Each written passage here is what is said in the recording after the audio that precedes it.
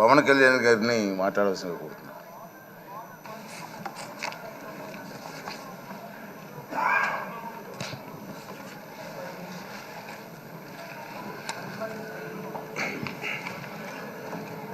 పదహారవ శాసనసభకి ఏకగ్రీవంగా ఎన్నికైన సభాపతి శ్రీ చింతకాల అయ్యన్ పాత్రుడు గారికి హృదయపూర్వక నమస్కారాలు, మీ శుభాకాంక్షలు.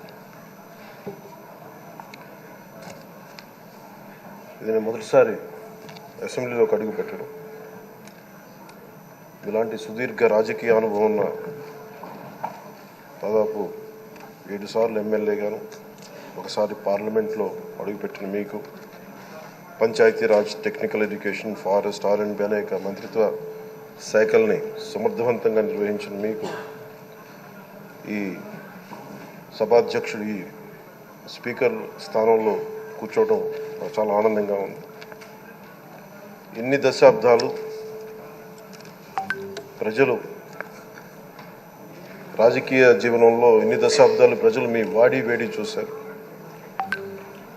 మీకు కోపం వస్తే ఋషికొండను చెక్కినట్టు ప్రత్యర్థులకి పదునైన ఉత్తరాంధ్ర యాసలో గుండు కొట్టేస్తారు. నాకు ఒకటే బాధేస్తా ఉంది సార్, ఇకపైన మీకు తిట్టే అవకాశం లేకపోవడం. కానీ ఇక మీద సభలో ఎవరు తిడుతున్నా దాన్ని ఆఫ్ చేసే బాధ్యత మీ చేతిలోనే ఉంది. మీరే మైక్ ఆఫ్ చేయాలి. అంటే మా చిన్నప్పుడు నేను చూసేవాడు, ఒకసారి అల్లరి చేసే అబ్బాయిని క్లాస్ లీడర్ చేసేవాడు చిన్నప్పుడు మా స్కూల్లో. కానీ ఇన్నాళ్ళు ప్రజలు మీ వాడి వేడి పలుకులు, మీ ఘాటైన వాగ్దాటి చూశారు.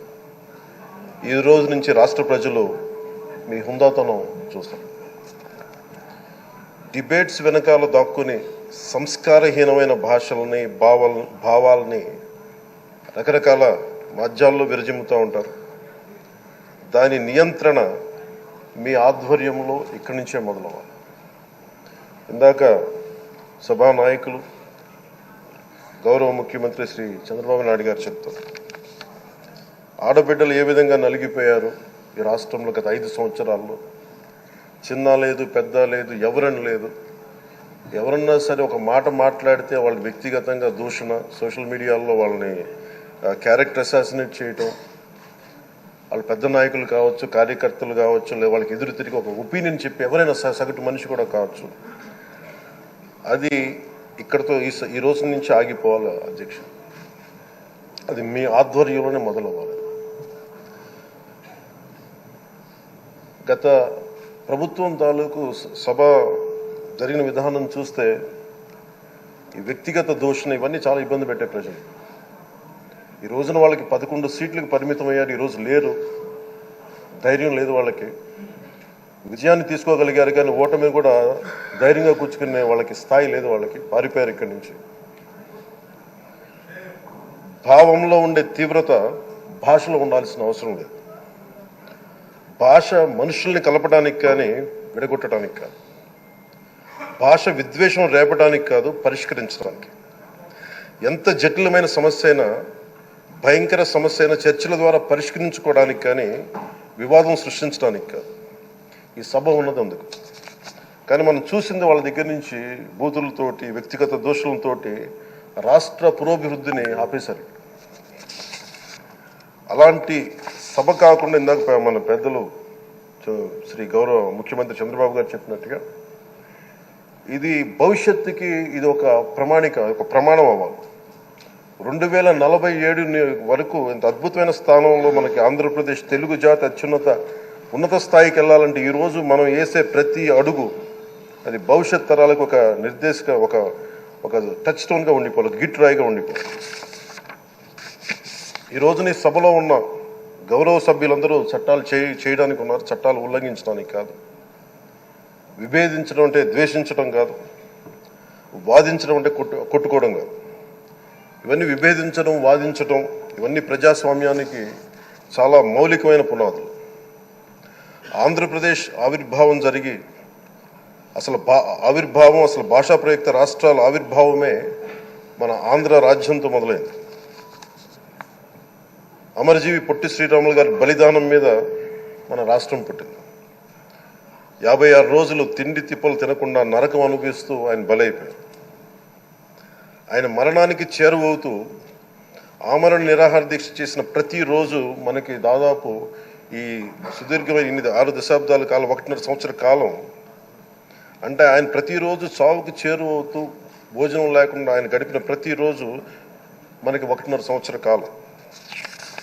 అలాంటి నేపథ్యంలో అలాంటి మహోన్నతుడు శ్రీ పొట్టి శ్రీరాములు గారి త్యాగాన్ని కనుక మనం ఈ సభలో ప్రజా సంక్షేమం కోసం మాత్రమే చర్చలు జరగాలి, వాదోపవాదాలు హద్దులు దాటకుండా ఉండాలి, వ్యక్తిగత దూషణకి తావివ్వకుండా ఉండాలి. అలా కాకుండా గత ప్రభుత్వం లాగే ఈ సభని తిట్లకి బూతులకి కొట్లాటకి వాడితే ప్రతి నిమిషం పొట్టి శ్రీరాములు గారి బలిదానాన్ని అవమానం చేసినట్టే.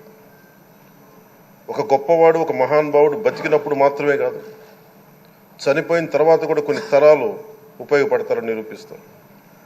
అలాంటి కోవకు చెందిన మహానుభావులు ఆంధ్ర రాష్ట్ర సృష్టికర్త, భాషా ప్రయుక్త రాష్ట్రాలకు శ్రీకారం చుట్టిన ద్రష్ట, అమరజీవి శ్రీ పొట్టి శ్రీరాములు గారి స్మృతిలో ఒక విలువలతో కూడిన ఒక సత్సాంప్రదాయాన్ని తెరలేపుతూ మీ ఆధ్వర్యంలో ఈ సభ జరగాలని, ఈ 5 ఏళ్ల ప్రజా ప్రస్థానంలో ఈ విలువైన 5 ఏళ్ళు రాబోయే తరానికి గొప్ప భవిష్యత్తునిచ్చేలా, అన్నం పెట్టే రైతుకి, కౌలు చేసుకునే రైతుకి, రైతు కూలీకి అండగా ఉండేలా, మహిళలకి భద్రతతో పాటు ఉన్నత స్థాయికి ఎదిగేలా, ప్రభుత్వ ఉద్యోగులకి భద్రత కల్పించేలా, పశువు పక్షి ప్రకృతి సర్వజనులందరికీ కూడా మతాలకి ప్రాంతాలకి అతీతంగా సుభిక్షంగా అభివృద్ధి పదంలో ఆంధ్రప్రదేశ్ ఆంధ్ర రాజ్యం అద్భుతమైన ప్రగతి సాధించేలా ఈ చర్చలు సాగాలని కోరుకుంటూ, సభాపతి అయ్యన్న పాత్రుడి గారికి